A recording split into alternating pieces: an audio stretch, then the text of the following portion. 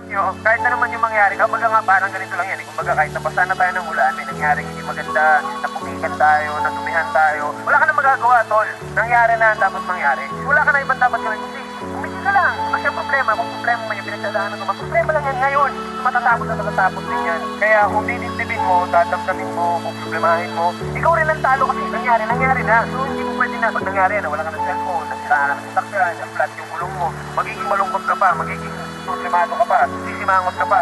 Kawalan ka na nga, sumimangot ka pa, doble talo mo nun, di ba? Huwag na natin yung malungkot ka, may problema ka, nawalan ka ng boyfriend, girlfriend, natutunan yun, pero hindi para magpakawasa ka sa buhay, hindi para sirain mo kung ano man yung mga binuo mo sa buhay, yung pagiging ikaw. Sasayangin mo lang yung panahon, nangyari na. Pag umiyak ka ba, mababalik? Pag na-problema ka ba, mababalik? Cellphone mo, pag nawala ba yung cellphone mo, pag umiyak ka, na-problema ka, tumahimik ka sa isang tulong, pag inutok mo yung ulo mo sa padang pinong ka na kung anong gamot, nawala yung boyfriend mo, girlfriend mo, babalik ba? Di ba hindi? Pag nawala.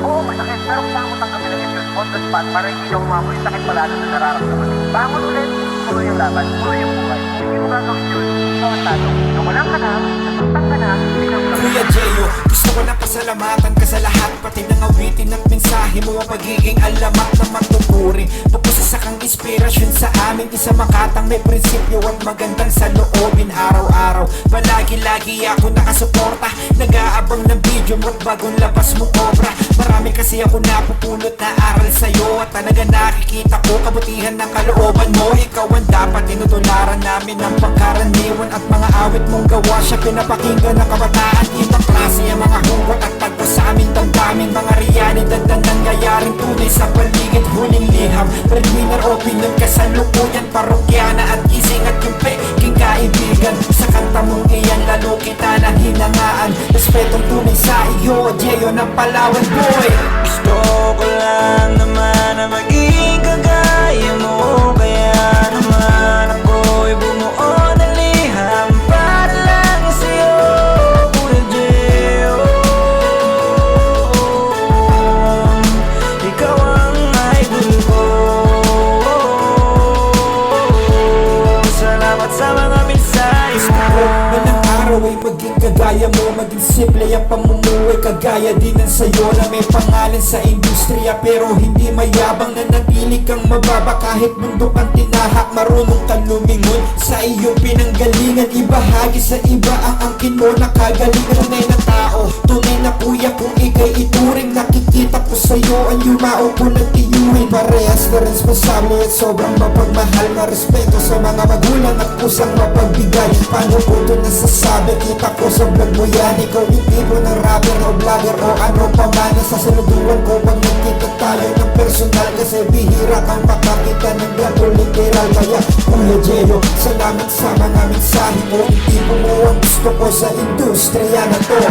Gusto ko lang naman na maging kagaya mo, kaya naman ako'y bumuo ng liham para lang sa'yo, Kuya Jeyo. Ikaw ang idol ko. Salamat sa mga mensahe mo. Pagpatuloy mo lang ang mga magandang pinapakita mo, patuloy mo na bigyan inspirasyon ng mga umiidolo sa'yo, hanggang sa makita ng anak mo ang iyong paghihirap. Mabubunga ang itinanim mo na butong mabusilak na kabutihan, pagbibigay aral sa karamihan, pagbibigay respeto at pagmamahal sa karaniwan. At kaya naman ikaw ang iniidolo ko, kasi balang araw gusto ko rin maging tulad mo, makasama sa isang awitin na realidad. Yun ang pinapangarap kong matindihan na kulab, isang mahusay na bata makatang respetado. Lugar niya Puerto Princesa, Pambato at Pandayo. So paano tol, ingat-ingat lang tol sa pagbablog. Sa bawat biyahe nyo palagi lang kayo na magdasal. Asahan mo, asa likod mo at sumusubaybay, hanggang sa marating mo ang pintuan ng tagumpay. Kaya yung mga mag-boyfriend, girlfriend dyan, yung relationship nyo, gawin yung partnership dahil dyan mag-uumpisa ang lahat. Dyan kayo magtatayo ng puno. Kumbaga yan yung magiging puno ninyo, habang magkasama magiging isang puno kayo. Kailangan nyo ng siligan yung puno na yun hanggang sa magbunga. Magkasama na yung pagbubungahin yun dahil syempre yung tao na yun yung pwede mong asahan, yun yung pwede mong magkatiwalaan ng lahat, kahinaan mo, pwede mong ipakita dyan kalakasan mo nang hindi kayo judge dahil syempre mahal ka ng taong yan, tinanggap ka ng taong yan kung sino ka man. Kami, ganun kami. Anong kainahan mo, kalakasan niya, kalinaan niya, kalakasan mo. Opposite man, pero yun yung pinaka-the best nun. Kasi may sasalo, yung wala ako, meron siya. Yung wala siya, meron ako. Doon pa lang naging balance na. Kaya ganun yung relasyon na merong nararating. At wag na wag yung alis sa isip nyo yung mga harap. Wag na wag yung alis sa isip nyo yung tiwala sa sarili nyo na kaya to, palaging kaya to. Laging ganun ang mindset, kaya to. Pagsubok lang to, pinagdadaanan natin mo ngayon. Hindi ito pang habang buhay. Ganun ang mindset namin palagi. Kaya hindi kami nawawala ng lakas ng loob kasi hindi namin nyari sa isip namin na kaya namin lahat ng mga pagsubok sa amin, Panginoon. So, yun lang. Gusto ko lang naman na maging kagaya mo. Kaya naman ako'y bumuo ng liham para lang sa'yo, Kuya J.O. Ikaw ang idol ko. Salamat sa mga mensahe mo. Gusto ko lang naman na maging kagaya mo. Kaya naman ako'y bumuo ng liham para lang sa'yo, Kuya J.O. Ikaw ang idol ko.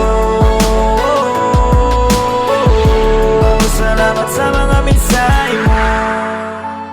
Walang mangyayari kahit matalino ka, kahit ano pang galing mo, kung hindi ka gagalaw, walang mangyayari. Kahit sino ka pa, kahit sobrang talentado mo, kahit sobrang gwapo mo, sobrang ganda mo, kung hindi ka gagalaw, walang mangyayari. Kaya lahat ng talino, lahat ng galing, lahat ng husay, lahat ng binigay sa atin ng Panginoon, sasamahan dapat natin ang sipag at galaw at tiyaga. At sabi nga nila, di ba, work smart, not hard. Work smart, not hard. All good in the hood.